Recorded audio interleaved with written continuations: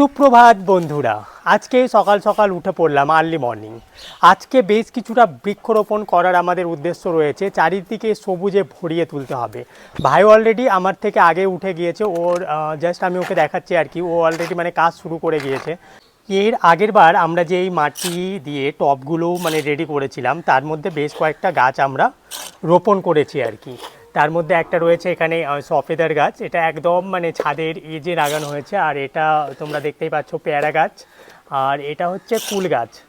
আর ভাই এদিকে অলরেডি মাটি মানে রেডি করে দিয়েছে। ও যেটা টি শার্টটা পরে রয়েছে, মানে একটা স্পেশাল টি শার্ট, ওরা মানে যেখানে ব্যাটালিয়ানে ছিল, একটু তুই সামনে ঘুরলে ভালো হয়। আমি বলবো। হ্যাঁ বললে। আসলে আমরা ইন্দোরে যখন একটা 11,52,530টা আমরা গাছ লাগাই ওখানে, যেটা 11,52,530। হ্যাঁ একদম মানে কাউন্ট। হ্যাঁ ওহো, ঠিক আছে। তো ওই তখন আমরা যখন গাছ লাগাই, তো বিএসএফ এর সমস্ত বিএসএফ কর্মীদেরকে এই টি শার্ট দেওয়া হয়েছিল, যেখানে লেখা হয়েছে এক পেড় মা কে নাম। अपने इंदौर के लिए एक पेड़ माँ के नाम, आओ मिलकर पेड़ लगाए, हरा भरा इंदौर बनाए। এই কথাটা একটু মানে আমাকে কেমন অড মনে হলো। हरा भरा इंदौर क्यों बनाए? हरा भरा देश बनाए, पूरा भारत बनाए, क्यों? দেখো পিছনেও সেম ওই জিনিসটাই লেখা রয়েছে। তো যাই হোক, আমাদের তো আর অতটা ক্ষমতা নেই যে আমরা পুরো হারা ভরা দেশ বানাতে পারবো, কিন্তু আসুন না নিজেদের আশেপাশের প্রকৃতিটাকেই না হয় সবুজে ভরিয়ে তুলি। এটুকু তো করতেই পারি, কমপক্ষে বাড়ির চারিপাশটা এটুকু তো করাই যায়। এই ছোট্ট উদ্দেশ্য যদি আমরা সবাই নিই, যে একটা গাছ বা দুটো গাছ বা তিনটে গাছ, তাহলেই তো চারিদিকটা সুন্দর সবুজে ভরে উঠবে। তো ফাইজ অলরেডি মাটি রেডি করছে। আমি অলরেডি বেশ কিছু মাটি রেডি করে ফেলেছি, এদিকে দেখাতে পারবো। আচ্ছা আচ্ছা, এখানে একটা লেবু গাছ ফাইজ লাগিয়েছে, এটা বাইরে পরে করবে। আর এই গাছগুলো তো তোমরা জানো, এইগুলো আগেকার আর কি, এগুলো পুরনো গাছ। আর এগুলো জাস্ট এর আগে আমরা যে মাটিগুলো রেডি করেছিলাম, এগুলো মানে লাগিয়েছি। আর আমাদের বাড়ির বাইরের দিকটা দেখলেই বুঝতে পারবে কত সুন্দর প্রাকৃতিক সবুজ ন্যাচারাল গ্রাম্য পরিবেশ। এই যে পাখির যে একটা আওয়াজ হয় না, সত্যি অসাধারণ লাগে। লোকে বলে না যে মানে পিঁজরের মধ্যে পাখি রাখে, জিজ্ঞেস করলে বলে পাখির আওয়াজ শুনতে ভালো লাগে। তবে সত্যি যদি পাখির আওয়াজ শুনতে ভালো লাগে, তাহলে আপনি পিঁজরের মধ্যে নয়, আপনি গাছ লাগান, সেখানে পাখি এসে প্রাণ ভরে গলা খুলে গান গাইবে, একদম মুক্তভাবে, মুক্ত পৃথিবী। যে ব্যাটালিয়নে থাকি সেখানটায় কি যে অসংখ্য তোতা পাখি এসে ঝাঁকে ঝাঁকে নেমে একসঙ্গে ওখানে আমরা খাবার ছিটিয়ে দিই, ওগুলো খাবার খাই। হ্যাঁ, তো আমাদের ভালো লাগে সত্যি। পিঞ্জরের মধ্যে নয়, পাখিকে স্বাধীনতা দেওয়া দরকার। আর আমি সকাল থেকে অনেকগুলা কাজ করে ফেলেছি অলরেডি। আসলে স্বাধীনভাবে সবাই বাঁচতে চায়, সে পাখি হোক কিংবা মানুষ কি। তারপরে আবার গাছ লাগানোর টপিকসে আছি। এখানটায় আমি অনেকগুলা এখন মরিচের গাছ রোপণ করব। তার আগে দাদা উঠার আগে আমি আরো কিছু কাজ করে ফেলেছি, দেখাচ্ছি। আচ্ছা, তুই অলরেডি আরো কিছু কাজ করেছিস? Wow, that's really sound good. এখানে উপরে আমাদের কাজ চলছিল, তাই এগুলো ব্যাগে আর কি অ্যাগ্রিগেট আর স্যান্ড আছে। তো এখানে আমি অলরেডি আবার মানি প্লান্ট লাগিয়েছি, এটা অনেক বড় হয়েছিল। হ্যাঁ, তো এটাকে কেটে কেটে আবার নতুন চারা গাছ রোপণ করলাম। আরও আমার কাছে অপরাজিতা গাছ আছে, ওই গাছগুলাই ফুল হয়েছে, ওগুলোকে এনে লাগাবো আমি। ওটা আউটসাইডে লাগানো আছে আমার। তার সঙ্গে সঙ্গে আরও কিছু ফ্লাওয়ার আছে যার আমার নাম জানা নেই, সেগুলো খুব বেস্ট আর খুব মানে বিউটিফুল স্মেল প্রডিউস করে।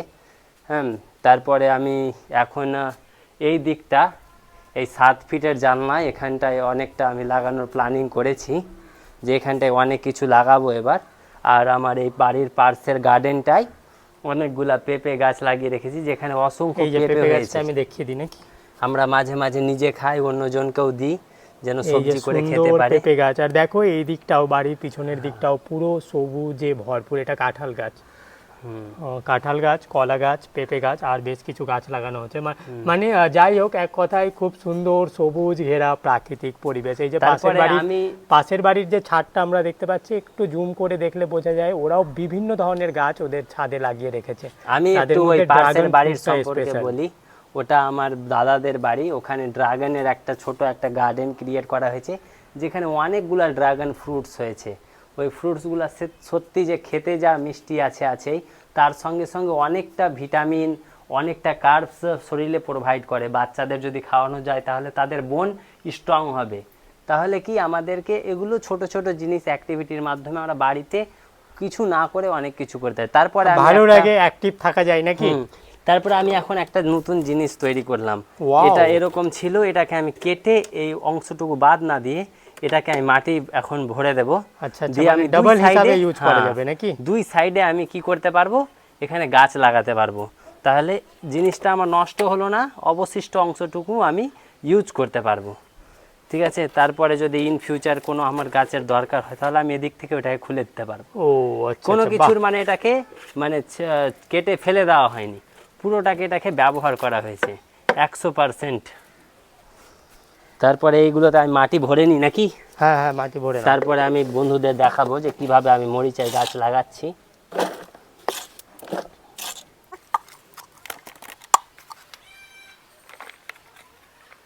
আমার এবার গাছে মাটি ভরা কমপ্লিট হয়ে গেল।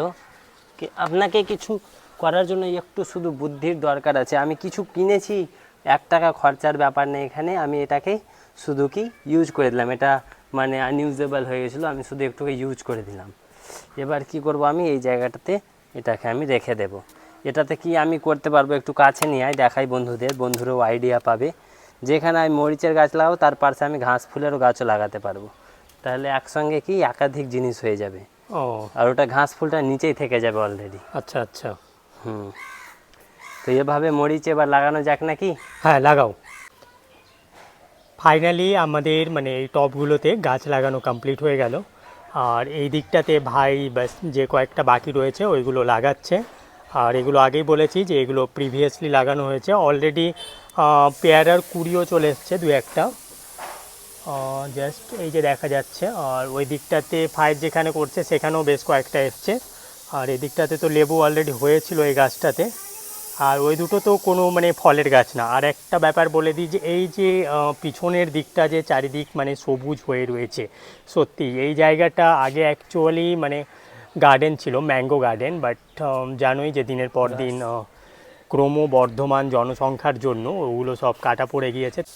ফায়েজ গাছগুলোতে একটু করে জল দিয়ে দিচ্ছে। আর এই জল দিয়ে দেওয়ার মধ্যেই আজকের বৃক্ষরোপণ কর্মসূচি আমরা এখান থেকে শেষ করব আর কি। একটা কথা সবাইকে বলে রাখি যে আসুন গাছ লাগাই, বৃক্ষরোপণ করি, পরিবেশটাকে সবুজে ভরিয়ে তুলি, আমাদের পরবর্তী প্রজন্মের জন্য বাসযোগ্য স্থান করে যায়। আর একটা কথা আবার বলবো, এই যে ফায়েজদেরকে যে গভর্নমেন্ট থেকে যে টি শার্টটা দেওয়া হয়েছিল, কি যেন ছিল, अपने इंदौर के लिए एक पेड़ माँ के नाम, आओ मिलकर पेड़ लगाए, हरा भरा इंदौर बनाए।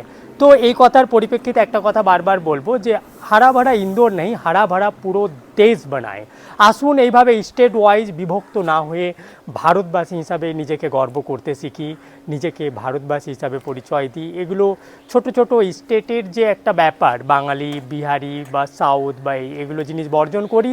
তো যাই হোক, গাছ লাগাবো, প্রাণ বাঁচাবো, চারিদিকটা সবুজে ভরিয়ে তুলবো। সবাইকে ভিডিওটি দেখার জন্য ধন্যবাদ। সবাই সুস্থ থেকো, ভালো থেকো।